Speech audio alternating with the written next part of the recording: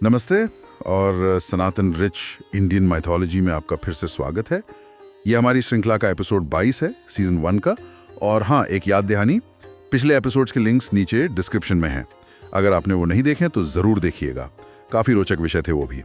आज हम एक बहुत ही कह सकते हैं गहरे और महत्वपूर्ण विषय पर बात करने जा रहे हैं। इसकी जड़ें हमारी प्राचीन भारतीय परंपराओं में बहुत बहुत गहरी हैं। हम बात करेंगे गुरुओं की, वो सम्मानित शिक्षक, वो आध्यात्मिक मार्गदर्शक जिन्होंने न जाने कितनी पीढ़ियों को अज्ञान के अंधेरे से ज्ञान के उजाले की राह दिखाई है। हमारे पास इस पर कुछ लेख हैं, कुछ पारंपरिक व्याख्याएं हैं, नोट्स हैं, और आज हम इन्हीं स्रोतों के आधार पर यह समझने की कोशिश करेंगे कि भाई ये गुरु शिष्य संबंध इतना पवित्र क्यों माना जाता है, और ये भी कि सनातन धर्म के ज्ञान को मतलब सदियों तक, युगों तक बचाए रखने और आगे बढ़ाने में इस परंपरा का इतना बड़ा हाथ क्यों रहा है। तो इन स्रोतों से क्या खास बातें सामने आती हैं, चलिए इसी पर थोड़ी गहराई से बात करते हैं। ये विषय हमेशा से ही मतलब जिज्ञासा जगाता रहा है। देखते हैं ये स्रोत क्या बताते हैं। तो सबसे पहले ये समझते हैं कि ये स्रोत गुरु को परिभाषित कैसे करते हैं। गुरु हैं कौन आखिर? पहली बात जो इन दस्तावेजों में बार बार आती है वो है शब्द का अर्थ। कई पारंपरिक भाष्य जिनका जिक्र है यहाँ कहते हैं गो यानी अंधकार और रू मतलब दूर करने वाला। हाँ बिल्कुल, अंधकार को दूर करने वाला। तो शाब्दिक अर्थ तो यही हुआ जी, और ये स्रोत इस पर बहुत जोर देते हैं कि ये भूमिका सिर्फ एक अकादमिक टीचर या जानकारी देने वाले से कहीं ज्यादा है। जैसे कि एक विश्लेषण में हमने पढ़ा, गुरु एक गाइड है, एक मेंटर, और अक्सर वो खुद आध्यात्मिक या नैतिक उत्कृष्टता का एक जीता जागता उदाहरण होते हैं। वो सिर्फ तथ्य नहीं बताते बल्कि जीने का तरीका, एक दिशा दिखाते हैं। स्रोतों में उन्हें पथ प्रदर्शक कहा गया है, राह दिखाने वाला। सही कहा। इन लेखों में भी गुरु को ज्ञान और करुणा का एक संगम बताया है। और एक बात जो कई जगह मैंने नोट की वो ये कि गुरु का लक्ष्य सिर्फ बौद्धिक समझ मतलब किताबी ज्ञान तक रखना नहीं है। नहीं, बिल्कुल नहीं। बल्कि साधक को प्रत्यक्ष अनुभव तक ले जाना है, मतलब वो ज्ञान खुद महसूस कर सके। हाँ, अनुभव। ये जो फर्क है ना जानकारी और अनुभव में, यही गुरु की भूमिका को परिभाषित करता है इन स्रोतों के अनुसार। और इसी अनुभव तक ले जाने का एक बहुत स्थापित, बहुत शक्तिशाली तरीका रहा है प्राचीन गुरु शिष्य परंपरा। इसका जिक्र तो इन स्रोतों में काफी विस्तार से है। हाँ है। एक शोध पत्र जो हमने देखा वो तो इसे वैदिक और उपनिषदिक ज्ञान के मौखिक प्रसारण की एक तरह से जीवन रेखा मानता है। जीवन रेखा, अच्छा। जी, इसी परंपरा ने पक्का किया कि हजारों साल तक ये जो अनमोल ज्ञान था ना, बिना लिखे भी, सिर्फ सुनकर, याद रखकर और जीकर एक पीढ़ी से दूसरी पीढ़ी तक पहुंचता रहे। सोचिए जरा, ये सुनने और याद रखने पर आधारित प्रणाली कितनी मजबूत रही होगी। बिल्कुल, बहुत परिष्कृत। और स्रोतों में ये भी आता है कि सीखने का तरीका बड़ा व्यक्तिगत था, है ना? हाँ, बिल्कुल। ऐसा नहीं कि एक ही साइज सबको फिट कर दिया। हाँ, वही। कई उदाहरण हैं जहाँ गुरु ने शिष्य की खास प्रकृति, उसकी क्षमता क्या है, उसका झुकाव किस तरफ है, उसकी आध्यात्मिक प्रगति कैसे हो रही है, उसी के हिसाब से शिक्षा और साधना का रास्ता तय किया। एक कहानी का जिक्र भी है शायद, जहाँ एक गुरु ने 2 शिष्यों को अलग अलग काम दिए थे उनकी प्रकृति के अनुसार। जी हाँ, बिल्कुल। वो इसीलिए कि हर किसी का रास्ता अलग होता है। और इन नोट्स के मुताबिक इस अनोखे संबंध की नींव ही टिकी थी आपसी सम्मान पर, शिष्य की तरफ से विनम्रता और सीखने की इच्छा, और गुरु के लिए गहरी श्रद्धा, भक्ति। शिष्य का वो पूरा समर्पण और गुरु का वो वात्सल्य भाव, ये दोनों मिलकर सीखने का एक ऐसा माहौल बनाते थे जहाँ ज्ञान सिर्फ दिमाग तक नहीं, दिल तक उतरता था। स्रोतों में इसे एक पवित्र विश्वास का रिश्ता कहा गया है। अच्छा, इन स्रोतों में मार्गदर्शन की प्रक्रिया के कुछ चरण भी बताए गए हैं। जैसे पहला और बुनियादी कदम है शिक्षा। हाँ, शिक्षा मतलब इंस्ट्रक्शन। स्रोत बताते हैं कि इसमें शास्त्रों का एक व्यवस्थित अध्ययन होता था, धार्मिक अनुष्ठान कैसे करने हैं, उसकी सही विधि क्या है, और नैतिक मूल्य क्या है, आचार संहिता क्या है, ये सब सिखाया जाता था। तो ये एक तरह से ज्ञान का आधार तैयार करता था। बिल्कुल, एक ढांचा मिलता था। कई धर्म सूत्रों और स्मृतियों का जिक्र है इन नोट्स में जो इसी चरण पर फोकस करते हैं। इसके बाद जो दूसरा महत्वपूर्ण कदम बताया है वो है सत्संग। हाँ, सत्संग, सत्य की संगति। सरल शब्दों में कहें तो ज्ञानी लोगों के साथ, अच्छे लोगों के साथ समय बिताना, उनसे प्रेरणा लेना। हाँ, उनके आचरण से सीखना, उनके अनुभव सुनना। स्रोत कहते हैं कि माहौल का, संगति का असर बहुत गहरा पड़ता है व्यक्ति के विकास पर। बात तो सही है, जैसी संगत वैसी रंगत। बिल्कुल। एक पॉजिटिव माहौल, एक ज्ञान का माहौल, वो अपने आप में एक शिक्षा है।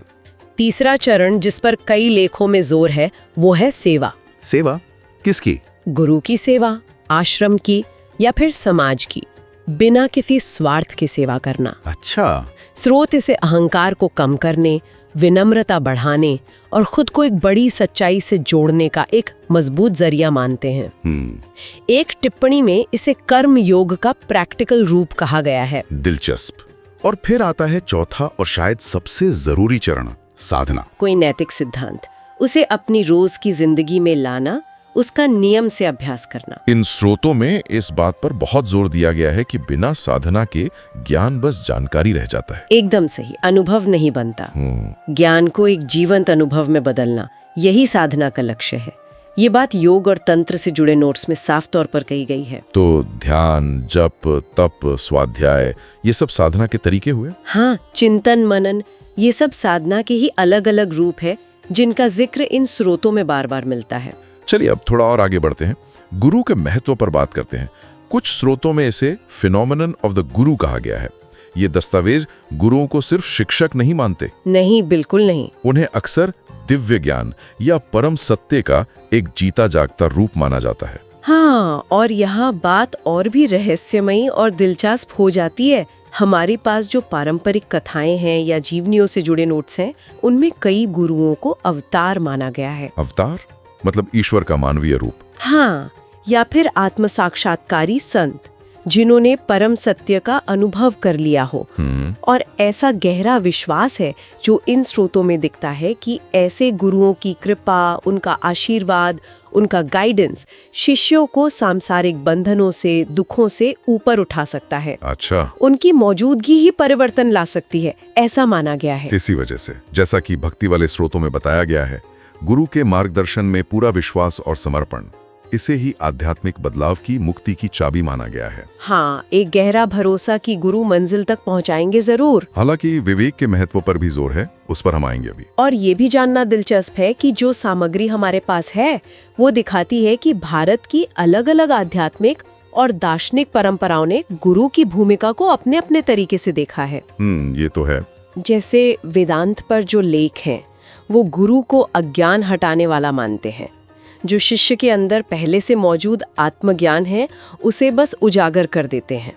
अच्छा। दूसरी तरफ भक्ति साहित्य में देखिए तो गुरु, भक्त और भगवान के बीच एक जरूरी कड़ी है, एक पुल की तरह।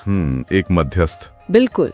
और तंत्र से जुड़े कुछ नोट्स तो गुरु को और भी शक्तिशाली भूमिका में दिखाते हैं। जैसे कुंडलिनी जैसी आंतरिक ऊर्जा को जगाने वाले, शिष्य को चेतना के ऊंचे स्तरों तक ले जाने वाले। अच्छा।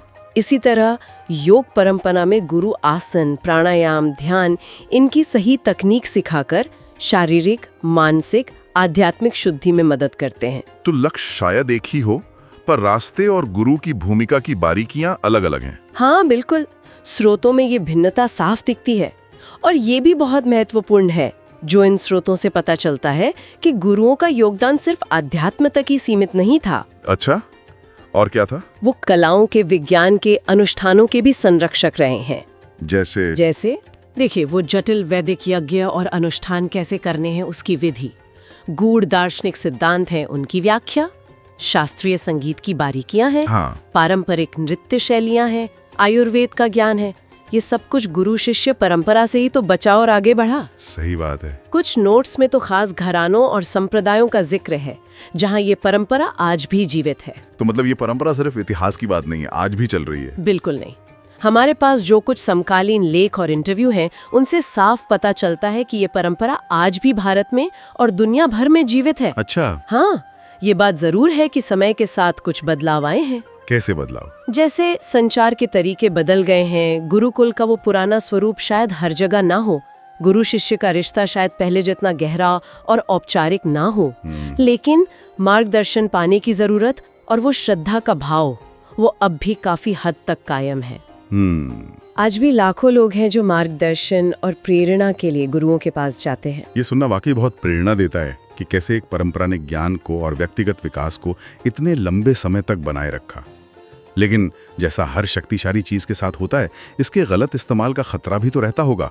स्रोतों में इस बारे में कुछ कहा गया है, मतलब आंख बंद करके पीछे चलने के खतरों के बारे में। हाँ, बिल्कुल। ये एक बहुत जरूरी पहलू है और कई विश्लेषणात्मक लेखों में और कुछ ऐतिहासिक विवरणों में भी, जो हमारी सामग्री का हिस्सा है, ये बात उठाई गई है। जहाँ एक तरफ सच्चे गुरु प्रेरणा देते हैं, ऊपर उठाते हैं, वहीं ये स्रोत हमें साफ साफ चेतावनी भी देते हैं कि आंख बंद करके किसी के पीछे चलना, भक्ति करना खतरनाक हो सकता है। विवेक का इस्तेमाल करना, सही गलत को परखने की क्षमता, ये बहुत जरूरी बताया गया है।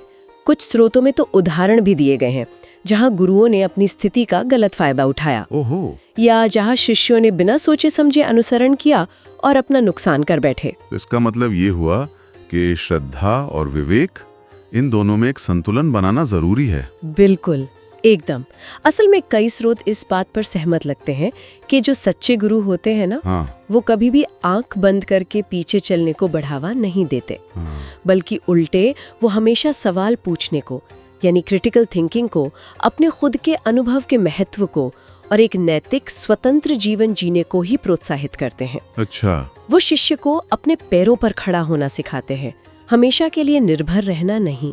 वो शायद ये कहें कि मेरी बात सुनो, समझो, पर आखिर में अनुभव तुम्हें खुद करना है। तो ये जिम्मेदारी साधक की भी बनती है जो ज्ञान की तलाश में है। जी हाँ। जैसा कि नोट्स में निष्कर्ष है, साधक को सोच समझकर पूरी जांच पड़ताल के बाद ही अपना मार्गदर्शक चुनना चाहिए। गुरु का आदर करना जरूरी है, लेकिन साथ ही इस पवित्र रिश्ते को सच्चाई, समझदारी और आपसी सम्मान के साथ निभाना भी उतना ही जरूरी है। बिल्कुल, ताकि ये विकास का रास्ता बने, बंधन का नहीं। चलिए अब इस पूरी चर्चा को थोड़ा समेटते हैं। इन सभी स्रोतों को देखने के बाद लेख, नोट्स, व्याख्याएं, मुख्य बातें क्या निकल कर आती हैं? हमने देखा कि गुरु की जो अवधारणा है, जैसा इन स्रोतों में बताया गया है, वो सिर्फ एक शिक्षक की नहीं है, नहीं, बल्कि एक आध्यात्मिक, एक नैतिक मार्गदर्शक की है, जो अज्ञान के अंधेरे से ज्ञान के प्रकाश की ओर ले जाता है। और ये अवधारणा आज भी प्राचीन ज्ञान को समझने और उसे जीवन में उतारने का एक शक्तिशाली तरीका बनी हुई है। निश्चित रूप से। और दूसरी महत्वपूर्ण बात यह है कि गुरु शिष्य परंपरा सिर्फ ज्ञान, कला, अनुष्ठान, इनके संरक्षण के लिए ही जरूरी नहीं रही है, बल्कि व्यक्तिगत आध्यात्मिक विकास के लिए, आत्म खोज के लिए, जीवन को एक गहरा अर्थ देने के लिए इसका बहुत ज्यादा महत्व रहा है। इन स्रोतों में अनगिनत उदाहरण हैं कि कैसे इस परंपरा ने लोगों को आत्म साक्षात्कार तक पहुंचाया, जीवन की मुश्किलों का सामना करने की ताकत दी। ये ज्ञान के प्रवाह और व्यक्तिगत बदलाव का एक अनोखा संगम है। गुरु ने ज्ञान को जीवित रखा और शिष्य ने उसे अनुभव में उतारा। क्या अद्भुत तालमेल है, इस स्रोतों से साफ झलकता है। लेकिन यहीं पर ये स्रोत हमें एक बहुत महत्वपूर्ण समकालीन सवाल पर सोचने के लिए भी छोड़ जाते हैं। क्या? देखिए, आज का युग सूचना क्रांति का युग है। इंटरनेट पर हर विषय पर जानकारी है, ज्ञान है। अनगिनत लोग खुद को गुरु या मार्गदर्शक बताते हैं। हाँ, ये तो है। ऐसे में इन स्रोतों में जो चेतावनियां दी गई हैं, उन्हें ध्यान में रखते हुए सच्चे और प्रामाणिक मार्गदर्शन की तलाश कैसे की जाए, और सबसे बड़ी बात, सही और गलत शिक्षा में या सच्चे और ढोंगी गुरु में फर्क करने के लिए विवेक का इस्तेमाल कैसे किया जाए, ये एक गंभीर सवाल है जिस पर आज के समय में विचार करना बहुत जरूरी है। वाकई ये एक बहुत जरूरी सवाल है।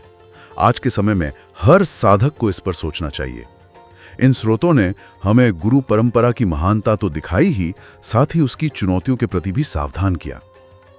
खैर, ये तो थी गुरुओं पर हमारी आज की गहन चर्चा, उन स्रोतों के आधार पर जो हमारे पास थे। अगली बार हम एक और बेहद रोचक और महत्वपूर्ण विषय पर बात करेंगे। हम जानेंगे ऋषि मुनियों के बारे में। हाँ, वैदिक ज्ञान के संरक्षक। जी, जिन्हें वैदिक ज्ञान का संरक्षक और दृष्टा माना जाता है। हम उन महान तपस्वियों, उन विचारकों के बारे में गहराई से जानेंगे जिनके गहन चिंतन ने, जिनकी अंतर्दृष्टि ने सनातन धर्म की नींव रखी, उसे आकार दिया। अगर आपको आज की ये चर्चा ज्ञान बढ़ाने वाली और सोचने पर मजबूर करने वाली लगी, तो कृपया इसे लाइक करें, इसे अपने मित्रों और परिवार के साथ साझा करें जो ऐसे विषयों में रुचि रखते हैं। और हाँ, गुरु शिष्य परंपरा पर या आज जो सवाल हमने उठाया, उस पर आपके अपने क्या विचार हैं, नीचे कमेंट्स में हमें जरूर बताइएगा।